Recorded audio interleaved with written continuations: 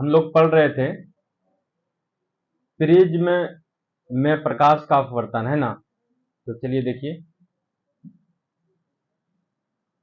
ये हम लोगों के पास में एक प्रिज्म है, इसका नाम दे देते हैं ए बी ये सी। एक प्रकाश का किरण देखिए आपतित हुआ, यहां पर एक अभिलंब इस तरह से डाला गया, और चूंकि ये हम लोगों का माध्यम है विरल माध्यम,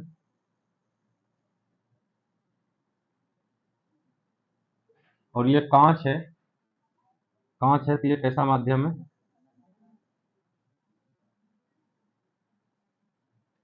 सघन माध्यम। जब विरल माध्यम से सघन माध्यम में जाती है प्रकाश की किरण, तो इसको देखिए, अगर यहाँ कुछ नहीं होता ना, ये अपने रास्ते का, अपने पथ का अनुकरण करते हुए इस तरह से क्या हो जाता, निकल जाता। लेकिन ये क्या होगा, अभिलंब की तरफ में झुकेगा और वो इस तरह से निकलेगा, निकलेगा ना। एक बार यहाँ अपवर्तन हो गया ना। देखिए फिर यहाँ पर भी अपवर्तन होगा, क्योंकि देखिए ये हम लोगों का सघन माध्यम है और बाहर विरल माध्यम है। यहाँ पर भी होगा, तो यहाँ भी एक क्या डाला आएगा, अभिलंब। देखिए क्या होगा, सघन माध्यम से विरल माध्यम में जा रहा है, ये वास्तव में इसको जाना तो ऐसे चाहिए था, लेकिन ऐसे नहीं जाएगा। ये क्या होगा, ये अभिलंब इससे ये क्या होने वाला है, दूर भागने वाला है, मतलब ऐसे जाएगा। हो गया। इस बिंदु का नाम दे देते हैं हम Q, और इस बिंदु का नाम दे देते हैं R, इस बिंदु का नाम देते हैं N। ठीक है, चलिए अब देखिएगा जरा, इसको बढ़ाइए पीछे की तरफ। अब क्यों बढ़ा रहे हैं, हम लोगों को देखिए ये किरण जाना ऐसे चाहिए था, लेकिन देखिए ये किरण क्या हो गया, इस कोण से झुका हुआ है, इतना पर होना चाहिए था ये किरण। वाजिब में अगर यहाँ कोई प्रिज्म नहीं होता, ये प्रिज्म नहीं होता ना, अगर हवा से ही हवा में ले जाते, सेम माध्यम में लेकर के जाते, तो कहीं झुकता क्या, ये एकदम क्या हो जाता, सीधा सीधा रहता कि नहीं रहता, सीधा रहता। लेकिन क्योंकि बीच में क्या आ गया, प्रिज्म, यानी विरल से किधर चला गया, इसीलिए किधर झुक गया, अभिलंब के तरफ में। देखिए एक बार अपवर्तन यहाँ हुआ, विरल माध्यम से सघन माध्यम में जा रहा है, ये अभिलंब की तरह काम किया, इसको जाना ऐसे चाहिए था, लेकिन ये अभिलंब के तरफ में ऊपर से देखिए झुक गया नीचे, किसके तरफ में झुक गया, अभिलंब के तरफ में झुका। एक बार यहाँ अपवर्तन हो गया, दूसरा बार देखिए, दूसरा बार क्या हो रहा है, यहाँ देखिए ये हम लोगों का सघन माध्यम है, और ये क्या है, विरल माध्यम है, सघन से विरल में जा रहा है, तो अब की बार अभिलंब से ये क्या होने वाला है, दूर। अभिलंब यहाँ है, लेकिन ये अगर कुछ नहीं होता तो सीधा जाता, बट ये क्या हो गया, अभिलंब से दूर भाग गया, यानी झुक गया। तो इसका मतलब ये हुआ कि ये किरण वाजिब में इतना पे होता, लेकिन ये जाकर के क्या हो गया, इस तरह से यहां से इस कोण पर ये क्या हो गया, झुक गया। वाजिब में इसका पथ ये होता, वास्तव में इसका पथ क्या होता, ये होता, अगर यहाँ पर कोई प्रिज्म नहीं होता। प्रिज्म के वजह से क्या हो गया, यहाँ झुक गया ना, आर को नीचे लिख रहे हैं, ठीक है। प्रिज्म के वजह से क्या हो गया बताइए, झुक गया। जितना झुका ना, उसको कहते हैं विचलन करना, और झुकने के कारण से जो कोण बनाना, विचलन के कारण से जो कोण बनाना, उस कोण को हम लोग क्या बोलते हैं, विचलन कोण। और इस विचलन कोण को हम लोग दिखाते हैं डेल्टा से। किससे, इसको क्या चीज से सूचित करते हैं, डेल्टा से सूचित करते हैं, ठीक है। अब देखिए यहाँ पर, अब जो जो चीज हम लोगों के पास में उपलब्ध है वो लिखते हैं, जो डाटा है लिखते हैं उसको। पहली बात तो आप ध्यान दीजिएगा, यहाँ इसका नाम दे दीजिए कुछ, टी दे देंगे, टी लिखे उधर नहीं ना, टी नाम दे देते हैं इसका। तो ये टी क्यू क्या हो गया बताइए, टी क्यू आपतित किरण। उसके बाद देखिए जरा, इसको थोड़ा हम लिख रहे हैं यहाँ, ये देखिए इसको, ये आपतित किरण और ये क्या हो गया, अभिलंब के बीच के कोण को, ये अपवर्तित किरण और ये क्या, इसको क्या बोलते हैं, अपवर्तन कोण, क्या बोलते हैं, R1 इसको बोल रहे हैं, और इसको क्या बोल रहे हैं, R2। ये देखिए निकल रहा है ना किरण, इस किरण को बोलते हैं निर्गत किरण, निर्गत किरण, ठीक है। उसके बाद देखिए, अगर आप देख रहे हैं ये वाला कोण को, ये अभिलंब और ये निर्गत किरण, इसके बीच के कोण किस आर को हम दिखा रहे हैं यहाँ, ये आर है, ठीक है। इस कोण को हम लोग बोलते हैं ई से सूचित करते हैं, क्या किससे, क्यों पता है, क्योंकि निर्गत किरण निर्गत कोण है ये, और निर्गत कोण को हम लोग बोलते हैं इमरजेंस एंगल, क्या बोलते हैं, और इमरजेंस एंगल एंगल बोलने के कारण से इसको सूचित करते हैं ई से। अब हम लोगों का टारगेट है कि इस लेमडा, इसको क्या पढ़ेंगे, इस मान को क्या करना है यहाँ से निकालना, क्या इस मान को यहाँ से क्या करना, निकालना हम लोगों का मुख्य लक्ष्य है। चलिए ठीक है, अब कैसे इसको निकालें, देखिए हम बता रहे हैं कैसे निकालेंगे।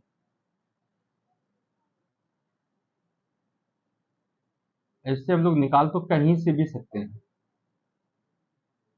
लेकिन यहां से लगाइएगा जल्दी निकलेगा। हम जिसको घुमा रहे हैं आप नजर से देखिएगा, हम इसलिए ये कर रहे हैं कि आपको समझ में आएगा, समझ गए ना।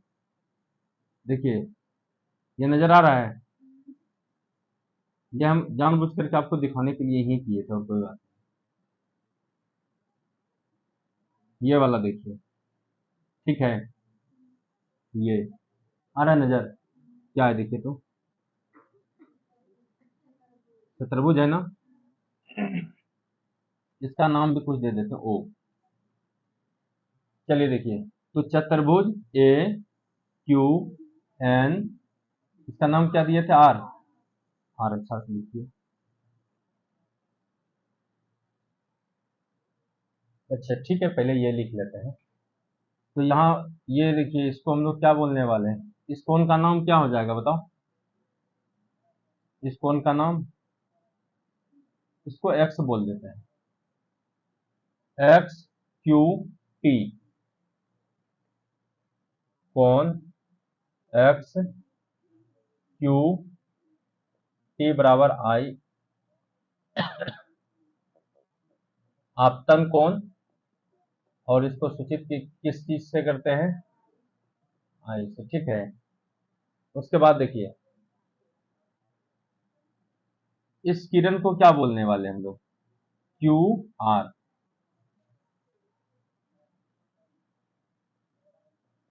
इसको बोलेंगे अपवर्तित किरण, ठीक है। इस कोण को क्या बोलने वाले देखिए, तो इसका नाम हम लोग क्या दे सकते हैं, एन क्यू या ए क्यू एन दे सकते हैं क्या, ए क्यू एन नहीं है, सॉरी, इतना सा है ना, इसका क्या नाम होगा, आर क्यू, वाह, आर वन हो जाएगा, कौन आर क्यू आर वन होगा, यानी ये इसको क्या बोल सकते हैं, अपवर्तन कोण बोल सकते हैं। इसको देखिए यहाँ पर, इस वाले कोण को R2 को हम लोग क्या बोलते हैं, ये भी इस कंडीशन के लिए, इस कंडीशन के लिए सेकेंड अपवर्तन है। चलिए इसको छोड़िए, नहीं तो इस वाले कोण को देखिए नाम क्या दे सकते हैं आप, Y दीजिए, Y R Z बोलिए इसको, Y R Z, Y R Z बराबर निर्गत कोण, और इसको हम लोग सूचित करेंगे किस चीज से, ई से। ठीक है, अब चलिए हम लोग चलते हैं चतुर्भुज, क्या नाम है इसका, ए Q N R.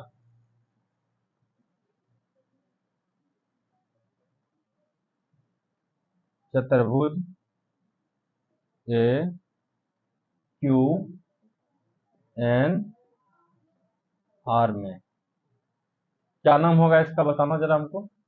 A Q N, चारों चारों कोण को जोड़िएगा चतुर्भुज में तो कितना डिग्री होता है, अंदर का 360। ए क्यू एन, कोण ए क्यू, फिर से लिख देते हैं, A Q N plus Q N R, Q N R, ठीक है, एन आर ए,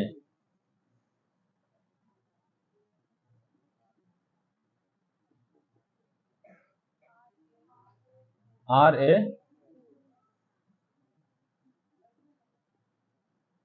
बराबर, क्यों हुआ, क्योंकि चतुर्भुज के चारों अंदर के कोणों का योग कितना होता है।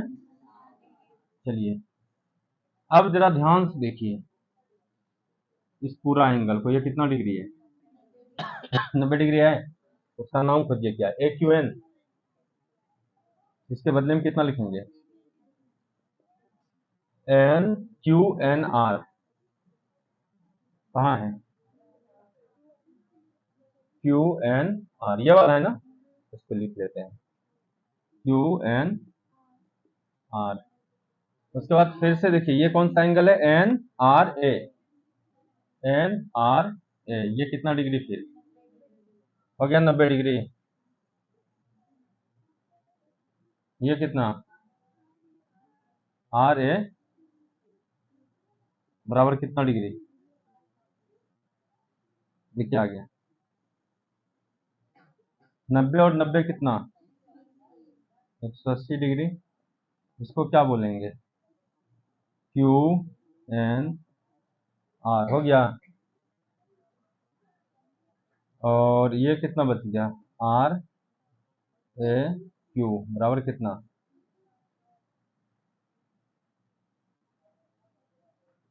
180, घटा दे इसको क्या, तो Q N R plus R A Q बराबर कितना, 360 माइनस में 180,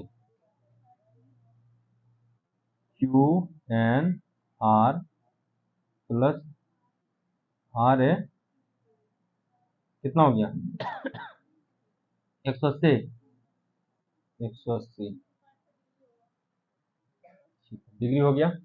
उसके बाद देखिए अब हम लोग क्या कर सकते हैं कि इस कोण को ले जाकर के उधर घटा लेते हैं,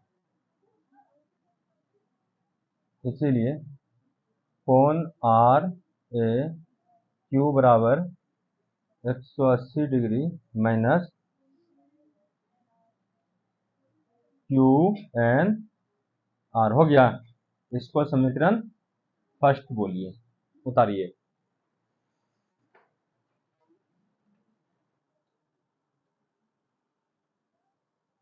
चलिए ये हो गया ना, इसको मिटा रहे हैं, ये समझ में आ गया है।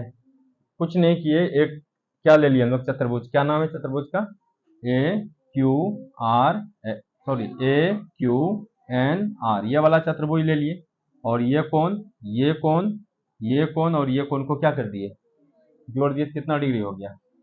और ये देखिए यहाँ से यहाँ तक का कोण कितना होगा, होगा 90, और यहाँ से यहाँ तक भी कितना होगा, 90 होगा। इसका मतलब हो गया क्या जानते हैं, ये वाला कोण 90 हो गया, ए क्यू एन 90 हो गया। उसके बाद देखिए एन आर ए, कहाँ चला गया, एन आर ए, एन आर ए, 90 हो गया।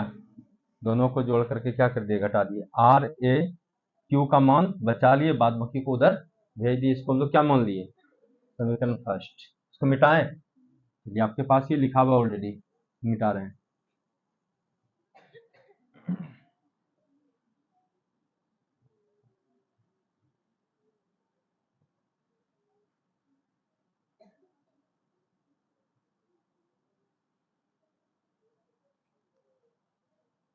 देखिए अब हम लोगों को आना है ये वाला त्रिभुज में, नजर आ रहा है, क्या नाम होगा इसका बताओ त्रिभुज का, क्यू एन आर। त्रिभुज क्यू एन आर में आ गए, क्या होगा यहाँ पर बताइए, त्रिभुज के तीनों अंतःकोणों का योग कितना, देखो इतने सा क्यू एन आर, ये इतना सा त्रिभुज है ना, इतना सा कोण का मान कितना, देखिए R1, इतना सा कोण का मान कितना है R2, और ये कितना है N, है ना। तो हम लोग बोल सकते हैं क्या, क्योंकि R1 कोण R1 प्लस कोण R2, इस कोण का नाम लिख दीजिए Q N R. Q N कितना डिग्री, क्योंकि त्रिभुज के तीनों अंतःकोणों का योग, नहीं अंतः कोणों का योग 180 डिग्री होता है, ठीक है। आपको कुछ नजर आएगा, अभी देखिए इसको इधर भेज दें क्या, देखिए R1 प्लस R2, ये कितना हो जाएगा 180 degree minus Q N R, आया क्या, इसको बोलते हैं समीकरण सेकेंड। समीकरण फर्स्ट और सेकेंड को देखिए क्या है, समीकरण फर्स्ट हम लोगों का क्या था बताइए, हम बगल में लिख रहे हैं। समीकरण फर्स्ट कितना है बताइए, कोण आर ए क्यू बराबर 180 डिग्री माइनस क्यू एन, ये है ना, ये फर्स्ट था कि नहीं, आप पीछे लिख लिए थे ये। देखिए इसका आरएचएस है, ये इधर को एलएचएस बोलेंगे और इधर को क्या बोलेंगे आरएचएस। देखिए दोनों का सेम है, ये फर्स्ट है ये सेकेंड है, सेम है आरएचएस। क्या जब सेम है आरएचएस, इसका मतलब एलएचएस को भी क्या कर सकते हैं हम लोग, आरएचएस बराबर तो एलएचएस भी क्या, जैसे कि पीछे होता था एलएचएस बराबर तो हम लोग आरएचएस को भी बराबर करते थे, लेकिन यहां पर क्या देखो आरएचएस बराबर है तो एलएचएस को भी क्या कर सकते हैं, तो हम लोग लिखते हैं समीकरण फर्स्ट और समीकरण सेकेंड से।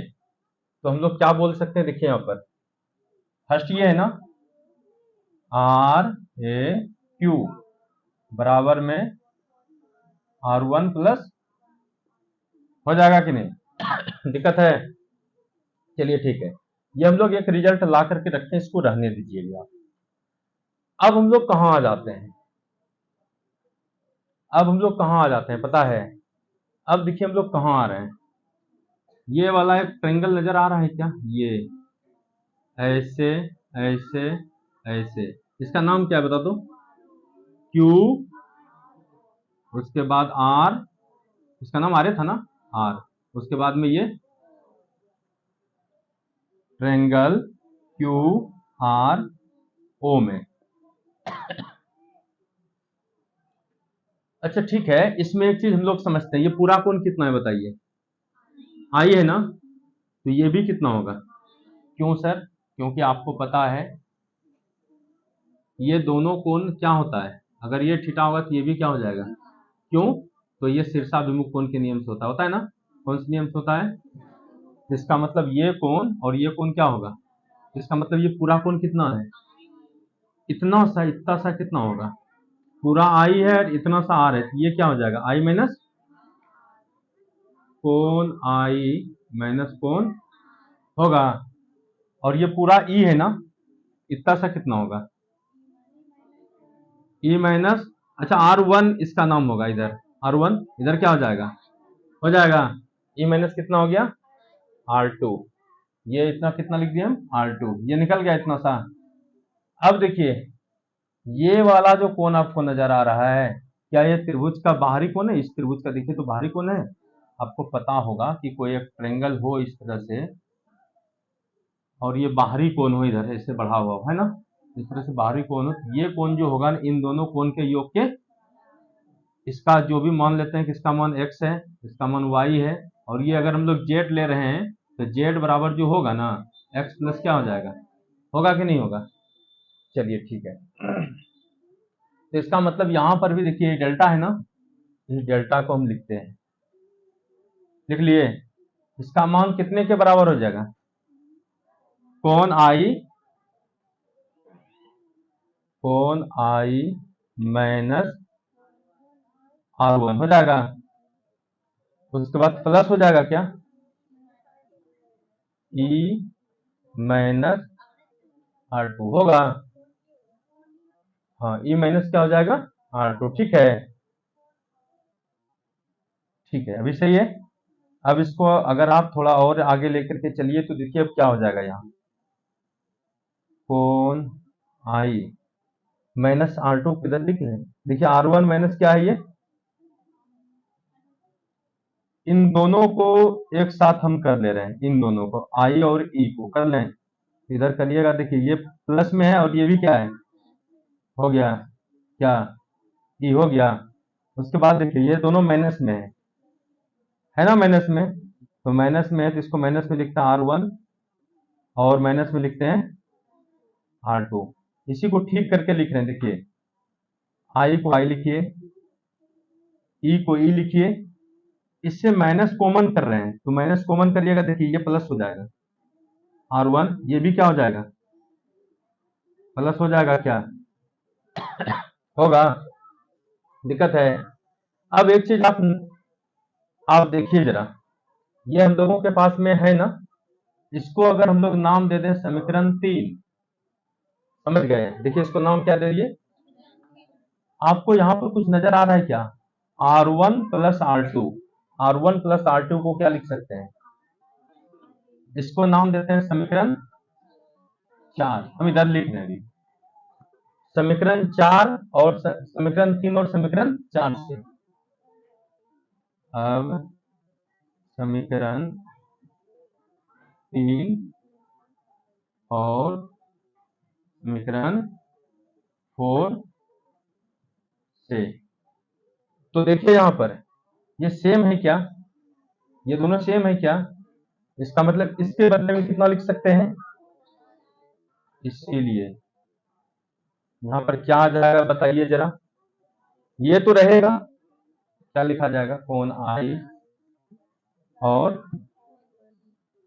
कोण ई, माइनस में क्या हो जाएगा, इसके बदले में कितना लिख सकते हैं, देखिए R1 plus R2, R1 plus R2 है ना, इसके बदले में कितना लिख सकते हैं कोण RAQ, ये क्या निकला पता है,